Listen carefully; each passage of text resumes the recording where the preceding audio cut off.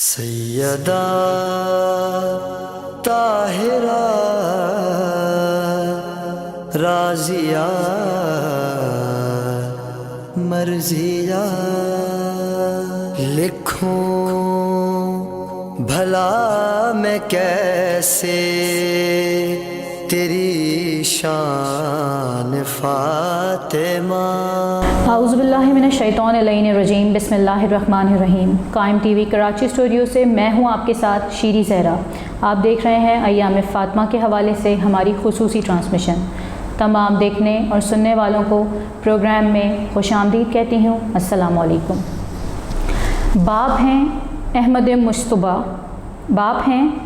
مجتبیٰ سردار انبیاء، مولا علی شوہر ہیں جو سردار اولیاء ہیں، بیٹے ہیں جو جنت کے سردار ہیں، اور فاطمہ سیدۃ النساء العالمین جو تمام عورتوں کی سردار ہیں۔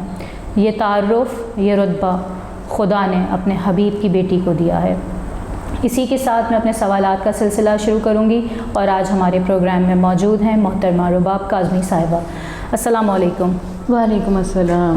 محترمہ رباب کاظمی صاحبہ، ہم آپ کو اپنے پروگرام میں خوش آمدید کہتے ہیں۔ بہت شکریہ شیریں، آپ نے مجھے انوائٹ کیا، جزاک اللہ۔ اور قائم ٹی وی کی میں بہت مشکور ہوں کہ اکثر بلاتے رہتے ہیں مجھے، بالکل، اور آپ لوگوں کا بہت ہی بڑا پن ہے کہ ہم جیسے چھوٹے لوگوں کو آپ دعوت دیتے ہیں تاکہ بی بی کے اوپر گفتگو کی جا سکے اور لوگوں کو معلومات مل سکے۔ جی محترمہ رباب کاظمی صاحبہ، ہم آپ سے سوالات کا سلسلہ شروع کریں گے۔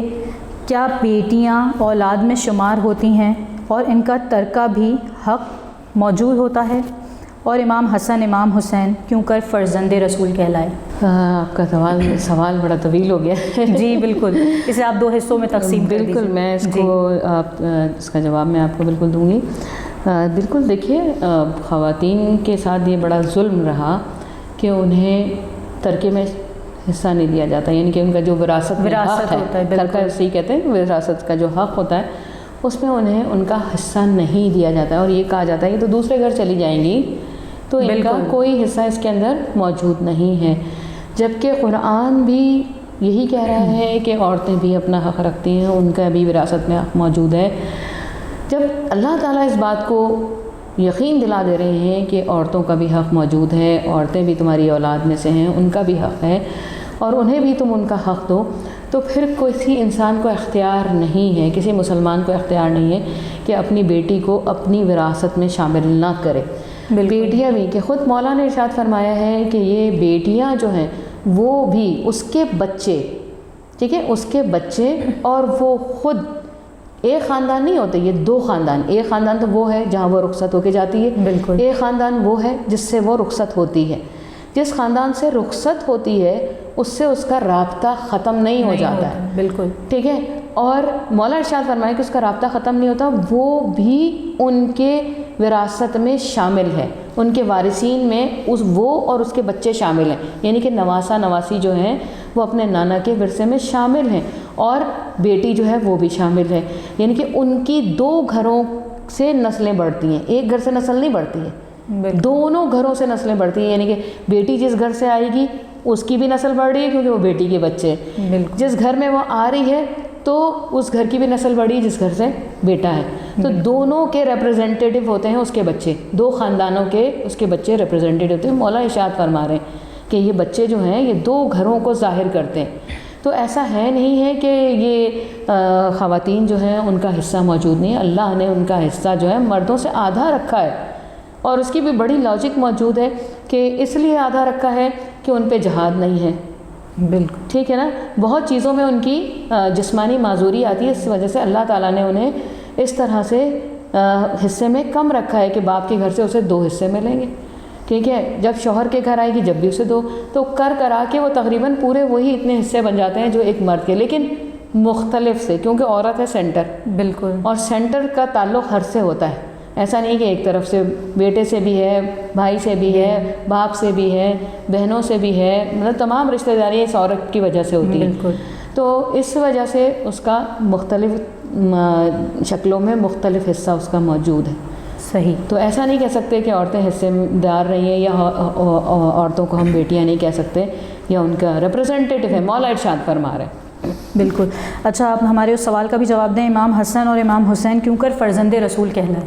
جی ہاں, یہ سوال بڑا آپ کا زبردست ہے, اور اس سوال کا جو ہے مامون نے امام موسیٰ کاظم علیہ السلام سے سوال کیا تھا, یا امام جعفر صادق علیہ السلام سے یہ سوال کیا تھا کہ آپ بتائیے کہ کس طرح سے آپ کہتے ہیں کہ فرزند رسول ہیں, آپ خود بھی اپنے آپ کو فرزند رسول کہتے ہیں, تو آپ لوگ کس طرح سے فرزند رسول ہیں جبکہ آپ کی والدہ تو رسول اللہ صلی اللہ علیہ وسلم کی بیٹی ہیں, اور بیٹی جو ہے وہ خاندان کو ریپرزینٹ نہیں کرتی ہے. دیکھیں نا یہ کتنا بڑا, صرف بی بی کی عظمت کو کم کرنے کے لیے یہ شوشہ چھوڑا گیا کہ عورتیں جو ہیں وہ خاندان کا حصہ نہیں ہیں, بی بی کی عظمت کو کم کرنے کے لیے. لیکن میرے امام ارشاد فرماتے ہیں کہ انہوں نے اور اس کو تفصیلاً جواب دیا, کہنے کا نہیں آپ قرآن سے جواب دیجئے, آپ قرآن سے ثابت کیجئے کہ آپ لوگ فرزند رسول ہیں. تو بس میرے مولا نے سورہ انعام کی آیت نمبر 84 اور 85 کی تلاوت فرمائی, اور جس میں پروردگار عالم ارشاد فرما رہا ہے کہ اسحاق, یعقوب جو کہ ہدایت پر ہیں, اور نوح جو کہ وہ بھی ہدایت پر ہیں, اور من قبل من ذریتہ, اور ان سے قبل ان کی ذریت میں کون کون ہے, داؤد ہے, سلیمان ہے, ایوب ہے, یوسف ہے, موسیٰ ہے, ہارون ہیں, یہ سارے لوگ ان کے کہا جائے ذریت میں آ رہے ہیں. اور کہا جائے کہ پھر اس وقت جو ہے پھر آگے جو ہے آیت میں بیان فرماتے ہیں 85 میں کہ اللہ تعالیٰ کہ وہ زکریا, وہ یحییٰ, وہ عیسیٰ, وہ الیاس, یہ کل کے کل جو ہے صالحین میں سے, یہ سب ذریت بتائی جا رہی ہے. یہ پورا شجرہ نبی کا بتا دیا گیا. نبی کس کا, نبی کا شجرہ بھی ہے, اور جناب فاطمہ کا بھی شجرہ ہے. ان سب کی وارثین کون ہیں, بی بی فاطمہ تو زہرا سلام اللہ علیہ. اب یہاں پہ جب اس نے کہا کہ اس میں کہاں پر جو ہے آیا ہے کہ آپ کی والدہ ان کے اس میں شامل ہے شجرے میں, تو کہا یہ بتاؤ کہ عیسیٰ کی والدہ جو تھیں وہ کس کے شجرے سے تھیں. حضرت عیسیٰ کی والدہ جو ہے حضرت یحییٰ اور حضرت زکریا, اور اس کے بعد سے اوپر چلتے چلے جائیں تو اس جا کے حضرت آدم علیہ السلام سے ان کا شجرہ مل رہا ہے. تو یہ وہ صالحین تھے, اور یہ وہ لوگ تھے جن کے نبی صلی اللہ علیہ وسلم کا پورا شجرہ بیان کر رہے ہیں. تو اب جب بی بی کا تعلق, بی بی مریم کا تعلق اس خاندان سے ہے, تو بی بی فاطمہ تو زہرا سلام اللہ علیہ کا بھی تو اس خاندان سے تعلق ہے, تو اس لیے فرزند رسول کہا جاتا ہے. سبحان اللہ, سبحان اللہ. جی محترمہ رباب کاظمی صاحبہ, ایک بہت ہی مطلب میں کہتی ہوں یہ ہمارا ایک ایسا سوال ہے جو سالوں سال سے چلا آ رہا ہے, لیکن شاید لوگ ابھی بھی اس کی معرفت سے یا اس کو سمجھ نہیں پائے ہیں, اس سے آگاہ نہیں ہیں. فدق کیا ہے, اور بی بی اس کو حاصل کرنے کی جد و جہد کیوں فرما رہی تھیں جبکہ آپ خود دنیاوی چیزوں سے دور تھیں؟ بالکل, یہ دیکھیے بہت اہم ترین سوال ہے, اور ہمارے تمام معصومین کا قول ہے کہ 3 چیز کو کبھی نہیں بھولنا, 3 چیزوں کو, غدیر کو نہ بھولنا, کربلا کو نہ بھولنا, اور فدق کو نہ بھولنا.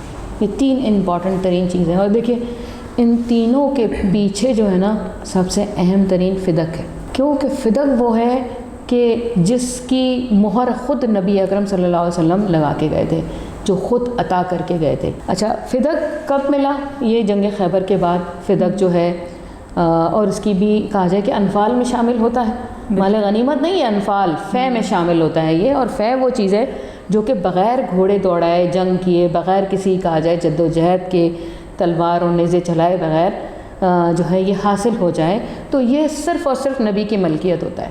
لیکن کہیں پر ایک جگہ میں نے پڑھا تھا ارشاد القلوب کی جلد نمبر 2 میں, کہ لکھا ہے اس میں صفحہ 122 بنتا ہے, اس پہ لکھا ہوا ہے کہ یہ جو فدق تھا یہ جناب خدیجۃ الکبریٰ کی جو بہن تھی حضرت خالہ, یہ ان کی پراپرٹی تھی.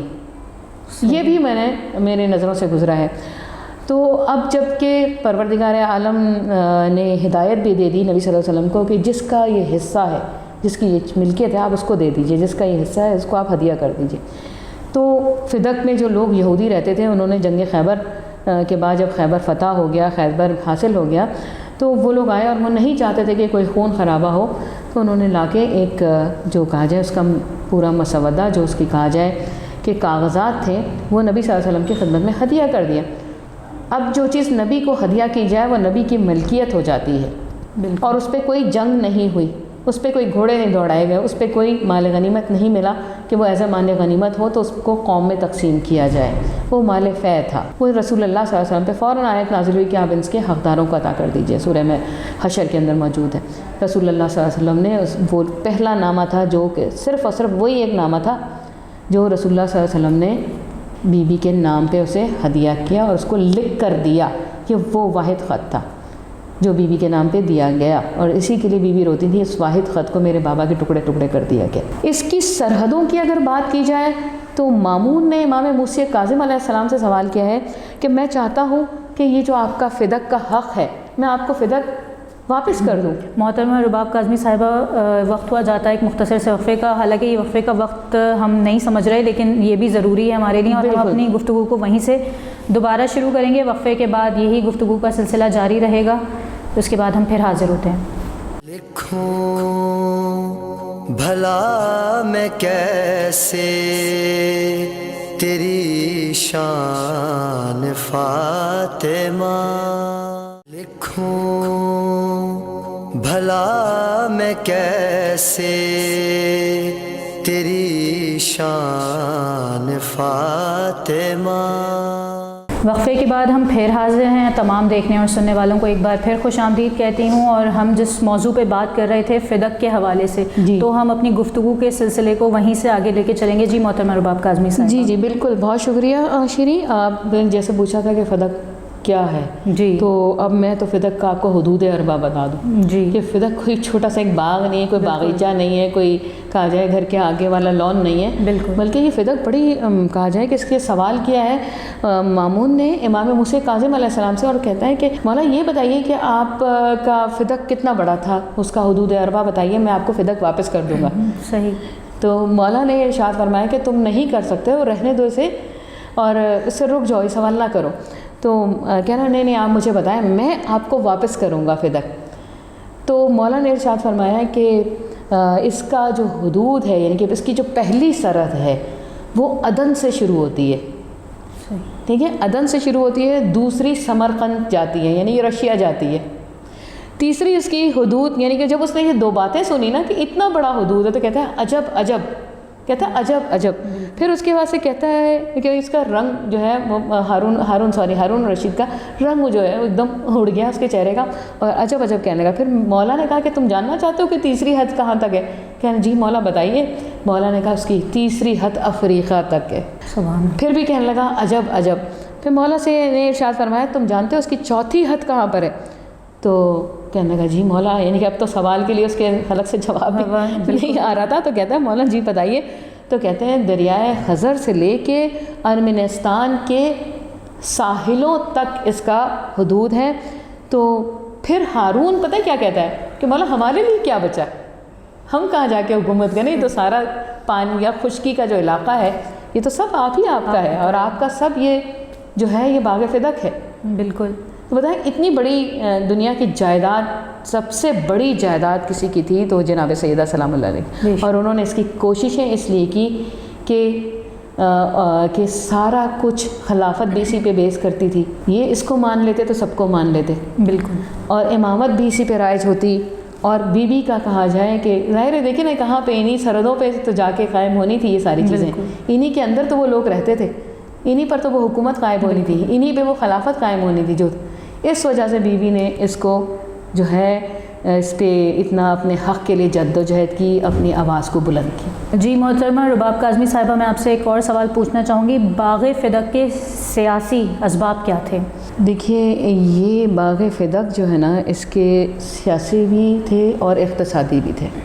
صحیح، ٹھیک ہے، اقتصادی بی بی کی ذات کے لیے نہیں تھے، اقتصادی مدینے کے لوگوں اور جو غریب اور غربا تھے ان کی ویلفیئر کے لیے تھا، کہ بی بی نے کبھی بھی اپنے استعمال کے لیے، بی بی کے یہاں تو فاقہ ملتا ہے، 3 دن کا فاقہ جو کہ فدق کے مالک ہے، اور میں نے آپ کو حدود اربا بتا دیا فدق کا، جن کے پاس اتنا کچھ کہ زمین کا پورا ایک حصہ جو ہے وہ ان کے لیے مختص ہے، ان کے ہر بر اعظم میں ان کی حکومت ہے، ہر بر اعظم میں ان کا وہ ہے۔